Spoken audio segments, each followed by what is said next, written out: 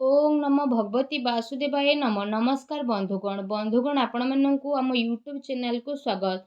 बंधुगण आज आम जानिबा आपणक पई आगामी 2 दिनर स्थिति किपरि साब्यस्त हेबो, केउ प्रकारर ए 2 दिन को आपण माने प्लानिंग करिवे, ए दिन विशेष भाबरे आपण माननक पई किपरि साब्यस्त हेबो, केउ जिनिस रे आपणकु फायदा हेबो, केउ सब जिनिस रे आपणकु सावधानता अवलंबन करिबा पई पड़िबो, आपणकर लव लाइफ किपरि रहिबो, क्यारियर किपरि रहिबो, बिजनेस आउ व्यापार किपरि रहिबो एवं स्वास्थ्यर किछि महत्वपूर्ण इनफॉरमेशन मध्ये आमे आपण माननकु देबु। आउ ए वीडियो शेष रे आमे आपण माननकु किछि उपाय विषय रे मध्ये कहिबु, जहा द्वारा आपण ए 2 दिन को आहुरि अधिक शुभ और मंगलदायक करि परिबे। तेनु आगकु वीडियो आरंभ करबा पूर्व आमर आपनकु रिक्वेस्ट कि जदि आपण हमर ए चैनल रे नुआ करिसचंती ते चैनल को सब्सक्राइब करंतु, सांगरे नोटिफिकेशन बेल को मध्य ऑन करंतु, जहा द्वारा समय समय रे नुआ नुआ वीडियो रो नोटिफिकेशन आपनकु मिलिबो। तो आसंतु जानिबा किपरि रहिबो आपण माननक पई विशेष भाबरे ए 2 दिनर स्थिति। सबुठारु प्रथमे कहिबा कि कोन आपनक पई ए दिन रे विशेष भाबरे पॉजिटिव रहिबा पई जाउछि। जदि कहिबा ए समय रे आपनकर आर्थिक स्थिति काफी अनुकूल मध्य रहिबो। आर्थिक लाभ पई मध्य आपनकु विशेष भाबरे भलो मौकार मध्य प्राप्त हेबो। व्यवसाय संबंधित किंबा बाहरर कंपनी संबंधित कार्य रे आपनकु विशेष भाबरे भलो लाभ प्राप्तिर संभावना मध्य बनुछि। ता सहित बाहरु काम कार्य को नेई मध्य आपनकर किछि यात्रा होई पारे, जहा आपनक पई अवश्य ही लाभदायक सिद्ध हेबो। एहा सहित शिक्षा क्षेत्र रे मध्य विशेष भाबरे आपनकु अनुकूल परिणाम मध्य प्राप्त हेबो एवं उच्च शिक्षा पई प्रयासरत लोकंको मध्य बहुत ही भलो लाभ प्राप्ति होई जिवो। आपनक ज्ञान रे बुद्धि हेबो एवं वरिष्ठ तथा गणमान्य लोकंको द्वारा आपनकु अवश्य ही प्रशंसा प्राप्त हेबो।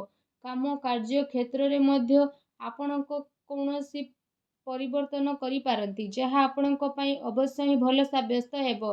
पूरा परिवार रे जदि कहिबा सबु लोक काफी जूस रे देखिबा को मिलिबे आ घर परिवार रे हर्ष उल्लास रो माहौल रहिबो। ए कारण पई आपण कोनोसी प्रॉपर्टी पई मध्य गभीरतार सह विचार करिवे आ आपण कोनोसी प्रॉपर्टी मध्य किनि पारंती।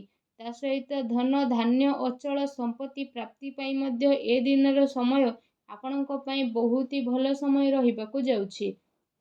ता सहित ए दिनर समय आपण समस्तक पई मौज मजलिस आ आनंद रे मध्य भरी रहिबो, कारण आपण जीवन को पूरा रूप रे जी मध्य नेबे आ आपणकर मनोबल पूरा रूप रे आपणकर कार्य प्रति पूर्ण रूप रे समर्पण भाव मध्य आपणक पई नुआ उपलब्धि को प्रदान मध्य करिवो। ता सहित आपणकर टिके भी परिश्रमर आपणकु भरपूर फल मध्य प्राप्त हेबो, जहा द्वारा आपणकु काफी खुशी रो अनुभव हेबो। ता सहित ए दिन विशेष भाबरे आपण समयर सदुपयोग करंतु, कारण आज आपणकु बहुत भलो लाभ प्राप्ति होई पारे आ आपणकु जहा द्वारा काफी खुशी अनुभव हेबो।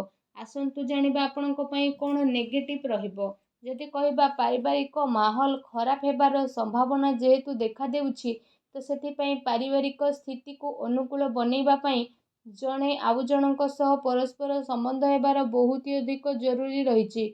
आपण साहसी तथा पराक्रमी व्यक्ति हेबा सहित गोटे दायित्ववान व्यक्ति अटंती। सेति पई आपण आपणकर घर परिवार प्रति भलो भावना रखिकी जणे आउ जनकु जोड़िबा पई प्रयास करंतु। यह सहित जदि कहिबा आपणको आपणकर कार्य स्थल को नेकी मध्य कोनोसी असंतुष्टि भाव रही पारे, कारण आपण जेते अधिक परिश्रम करिवे आपणकु लागिबो कि आपणकु सेते परिणाम मिलु नाही। एथि पई आपणको किछि टाइम पर्यंत निजको बनेइके आगको बढ़िबा पई ट्राई करिवे। ता सहित भूल लोकंको संपर्क रे तथा भूल संगति रु दूर रे रहिबार आपण प्रयास मध्य करंतु, अन्यथा कोनोसी प्रकारर आर्थिक समस्यार सामना करबाको पड़ी पारे।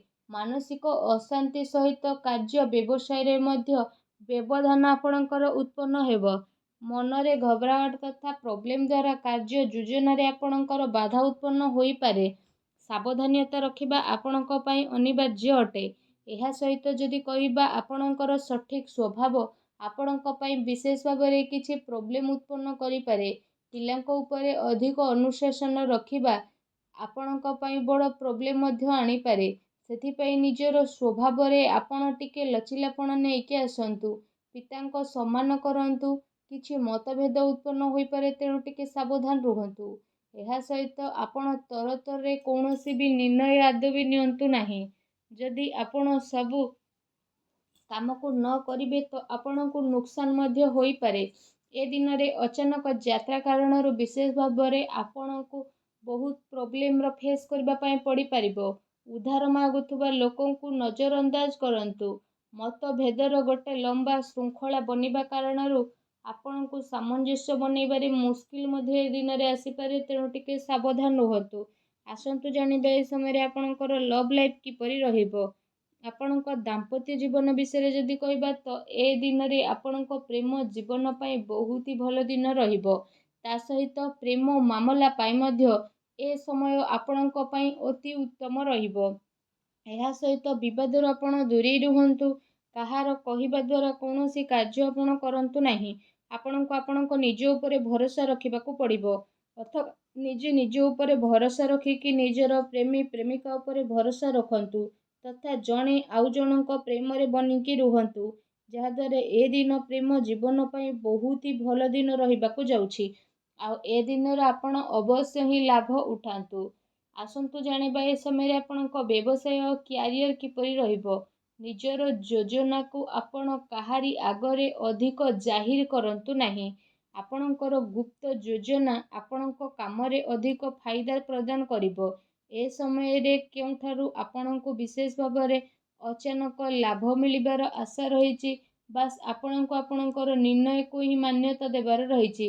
ପବ୍ଲିକ ଡିଲିଂ କାମରେ ଆପଣଙ୍କୁ ଅବଶ୍ୟ ହିଁ ଫାଇଦା ପ୍ରାପ୍ତି ହୋଇଯିବ। ତା ସହିତ ବ୍ୟବସାୟିକ କ୍ଷେତ୍ରରେ ଧନ ଲାଭର ସ୍ଥିତି ମଧ୍ୟ ବନୁଛି। ଆଉ କାର୍ଯ୍ୟ ସବୁ ଆପଣଙ୍କ ପାଇଁ ସବୁ ଆସାନୀରେ ମଧ୍ୟ ସଫଳ ହେବ। ଆଉ କାରବାର ବିସ୍ତାରର ମଧ୍ୟ ଆପଣ ଯୋଜନା ବନେଇ ପାରନ୍ତି, ଯାହା ଆପଣଙ୍କ ପାଇଁ ଆଗକୁ ଯାଇକି କାଫି ଲାଭଦାୟକ ସିଦ୍ଧ ହେବ। ଏହା ସହିତ ଆପଣଙ୍କୁ ପଇସା ନେଣ ଦେଣରେ ସାବଧାନ ରହିବାକୁ ପଡ଼ିବ।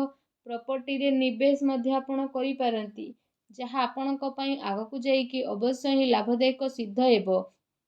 ତା ସହିତ ଚାକିରି ପେଶା ବ୍ୟକ୍ତି ବିଶେଷଙ୍କ ପାଇଁ ଏ ଦିନ ବହୁତ ହି ଭଲ ଦିନ ମଧ୍ୟ ରହିଯିବ। ଚାକିରି ସମ୍ବନ୍ଧିତ କୌଣସି ଭଲ ବଡ଼ ଖୁସି ଖବର ଆପଣଙ୍କୁ ମଧ୍ୟ ପ୍ରାପ୍ତ ହୋଇପାରେ, ଯାହାଦ୍ୱାରା ଆପଣଙ୍କ ମନ ବହୁତ ହି ପ୍ରସନ୍ନ ରହିବ। ଆସନ୍ତୁ ଜାଣିବା ଏ ଦିନରେ ଆପଣଙ୍କ ସ୍ୱାସ୍ଥ୍ୟ କିପରି ରହିବ। ଏ ଦିନରେ ଆପଣଙ୍କ ସ୍ୱାସ୍ଥ୍ୟ ସମୃଦ୍ଧ ବନିକି ରହିବ, କିନ୍ତୁ ଶୁଭାଶୁଭ ଗ୍ରହଙ୍କ ସ୍ଥିତି କାରଣରୁ ଏ ସମୟରେ ଆପଣଙ୍କୁ ସକାରାତ୍ମକ ଆଉ ନକାରାତ୍ମକ ଦୁଇଟି ପ୍ରକାରର ପରିଣାମ ମଧ୍ୟ ଦେଖିବା ପାଇଁ ମିଳିବ। ତା ସହିତ ଶାରୀରିକ ଠାରୁ ଅଧିକ ମାନସିକ ସ୍ୱାସ୍ଥ୍ୟ ଉପରେ ଆପଣଙ୍କୁ ବିଶେଷ ଭାବରେ ଅଧିକ ଜୋର ଦେବାର ଆବଶ୍ୟକତା ରହିଛି। ଆପଣଙ୍କୁ ଆପଣଙ୍କ କ୍ରୋଧ ଉପରେ ନିୟନ୍ତ୍ରଣ ରଖିବାକୁ ପଡ଼ିବ।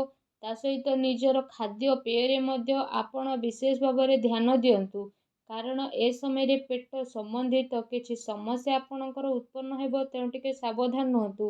ଏହା ସହିତ ନିଜ ସ୍ୱାସ୍ଥ୍ୟକୁ ଆହୁରି ଅଧିକ ଭଲ ରଖିବା ପାଇଁ ଆପଣ ପ୍ରତ୍ୟେକ ଦିନ ଯୋଗ କରନ୍ତୁ, ବ୍ୟାୟାମ କରନ୍ତୁ ଏବଂ ସୁସ୍ଥ ରୁହନ୍ତୁ।